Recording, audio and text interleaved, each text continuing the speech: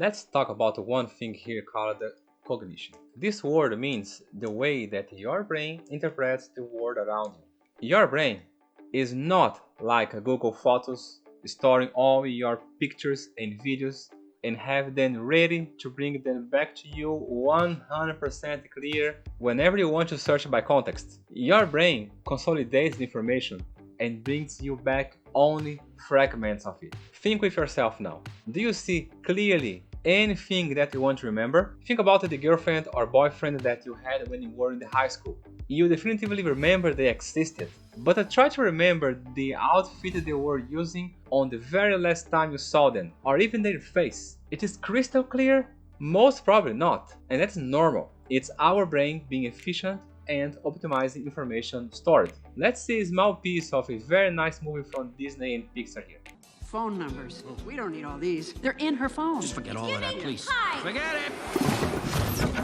I need to find Look at Friendship this. Island. 4 years of piano lessons. Yeah, it looks pretty faded. You know what? Save chopsticks and heart and soul, get rid of the rest. Are you U.S. presidents? What do you think? Yeah, just keep Washington, Lincoln, and the Fab one. Forget them! Hey, you can't throw those away. Those are perfectly good memories. The names of every cutie pie princess doll. Yes, that is critical information. Glitterstorm, Honey Pants, Nazi Forget 'em!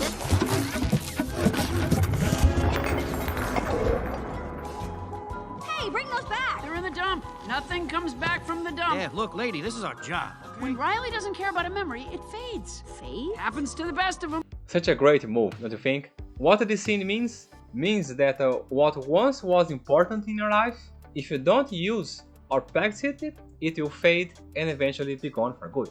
Try to remember something from when you were a little baby. Those memories are gone for good. Our brain pays attention only on what it is really important to you on every particular moment and will dramatically ignore what is not. For instance, while you are seeing this very video here, there are other noises around you, right?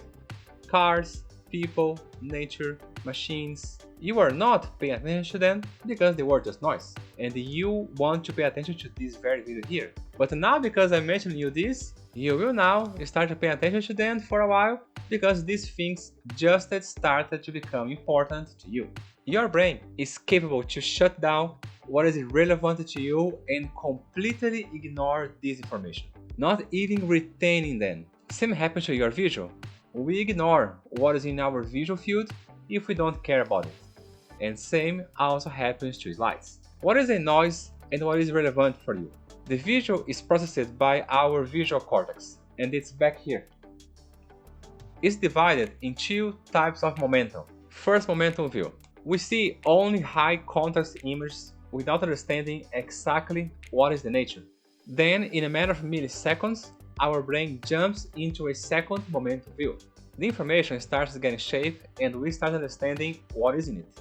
So let's see what we can find here. There is a duck on the center, into a bigger duck, there is a face on the right, there is a poop on the bottom left, and a few milliseconds later, the image starts having more meaning, until eventually it becomes crystal clear. It's a sunset. Although it's about milliseconds of difference between one and another, for our brain it's a lot of time. Wanna prove it? What happens if you see a fly or any object flying towards you very quickly? Do you really think that your consciousness gave the order to your body to dodge that threat? You better think again, you didn't. There is some sort of monitoring thing working inside your brain that reacts to threats in order to keep your integrity safe, especially when something is threatening here, head, where 4 out of 5 senses are located. This sort of thing is observing the events that happens between the first momentum and the second momentum, and will take actions on your behalf to protect yourself, like closing your eyes, put your arms in front of your face, put your hands on the floor before you hit the ground, turn your head around, etc, etc. Now, let's see this. What is the color written here? I bet some of you said yellow, right? But it's actually green. Don't feel bad, it's just your brain being your brain. Colors are fundamental elements. They are there in our biology since we were little lizards millions of years ago. We have two types of reaction. When we see an image, we react in two different phases. The understanding of written information is something relatively new at the evolution perspective. This is done by our neocortex, the upper part of your brain, while the processing of colors is done by the limbic brain, the one that is down here, back here. It's our reptilian brain, which is a lot older and faster. In this way, for our brain, the timing of processing the color yellow and the word green is like comparing a hare to a turtle. There is no comparison. It's just a way too different reaction speed. This is why you may have said yellow. Very interesting, don't you think? What about give me that like right now? So remember, two reaction speeds: instant, limbic, and primitive. Slow, processed, rational, neocortex. Alright? Moving on. Take a quick read on this message.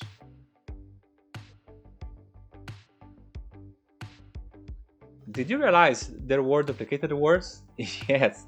You may take from few minutes to even minutes to realize that there were duplicated words in here, and that is your brain compensating what is irrelevant for you. Your brain identifies this pattern break and compensates it as it's irrelevant to make you waste time of thinking about these two words that are duplicated, because the message is still the same regardless. Your brain already knows the grammar, so it's normal to simply ignore them. Think about to have a secretary filtering all your emails for you and leaving only the relevant ones for you to pay attention. Stick with me and you will get there one day, my friends. Let's read this sentence. John's father has 5 children: JJ, Gigi, Jai, Jojo, and... So, what is the name of the 5th son? Juju, right? It's John. John's father got 5 children. A, E, I, O, U are way too consolidated into our brain. So that deep, it's almost limbic. So your brain is giving you this hint, anticipating you the information, although it's not there. This is what makes us smart, and all IQ tests go around things like this. You can find a lot more samples like this one on the book Elastic, Flexible Thinking in a Time of Change by Leonard Mlodinow.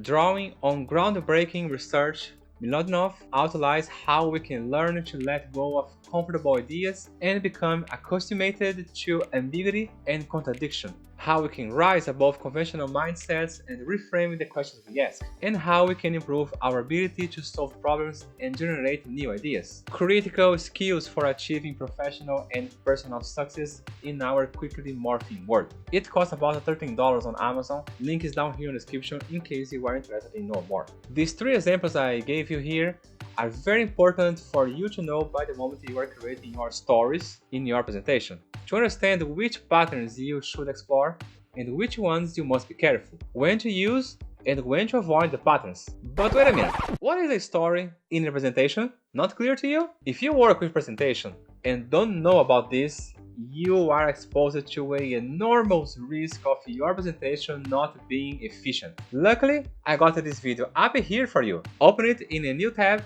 and leave it ready for you to see once you are done with this one here. We are almost finishing. Link is also down here on the description, just in case. To conclude this video, a quick tip that I will explore in more details in the Audience Master course that I'm preparing for you. Along our life, we were influenced by the culture surrounding us. Family, friends, TV, near society, the countrywide culture, our culinary, way to dress, behave, etc. All of these become our normal.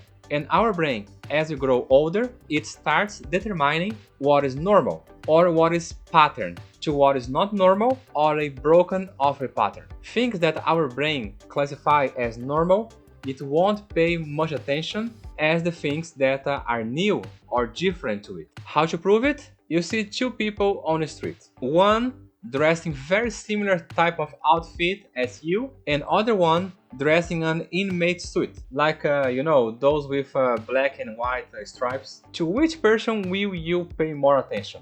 Definitively is the inmate, right? Why? Because our brain will always pay more attention when a pattern is broken. Did you think this content was helpful for you? Check out my channel then. There are several more tips like this one, reviews, overviews, and hands-on how-tos. complementary, completely focused in expediting your professional journey to the success. If you are not a subscriber and you are enjoying this video, please consider to do so. By subscribing to my channel, you will give me an incredible help in growing it and motivates me in keeping posting videos like this very one here. Also please, don't forget my like. Thank you so much for watching. See you next week.